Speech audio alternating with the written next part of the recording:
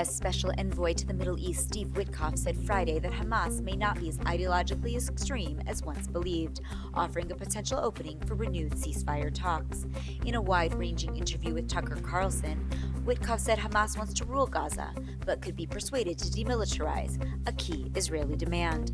Witkoff, who helped broker the first phase of the Gaza ceasefire in January, blamed Hamas for rejecting a recent bridge proposal to extend the truce through Passover.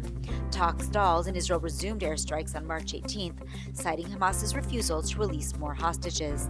Despite the setback, Witkoff said both sides are now talking again, and a ceasefire could be restored. The envoy emphasized that while Israel's goal is dismantling Hamas, public opinion inside Israel leans towards prioritizing the release of the remaining 59 hostages.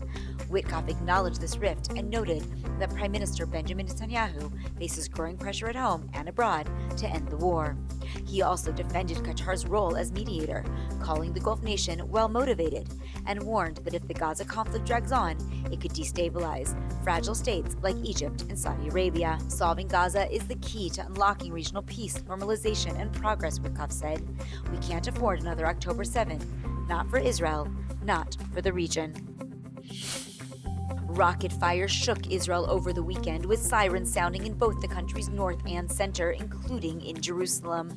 On Friday night, the Israeli Air Force intercepted a missile launched from Yemen by the Houthis before it entered Israeli airspace. Then, on Saturday, Hezbollah fired rockets at northern Israel, triggering multiple waves of IDF strikes across Lebanon. Dozens of Hezbollah targets were hit, including rocket launchers, command centers, and a weapons depot. The IDF called the rocket fire a blatant violation of previous agreements and said Lebanon is responsible. Israel vowed to continue defending its citizens. The U.S. Embassy on Saturday urged American citizens in Israel to remain alert due to ongoing security threats, including renewed rocket sirens and large-scale demonstrations. The embassy advises avoiding crowds, staying away from areas with a heavy police presence, and knowing the location of the nearest shelter in case of a red alert. Rocket and drone attacks can occur without warning, and the security situation may shift rapidly, the embassy said. Americans are encouraged to monitor local media, follow instructions from Israeli authorities, and enroll in the Smart Traveler Enrollment Program called STEP for real-time updates, the embassy said.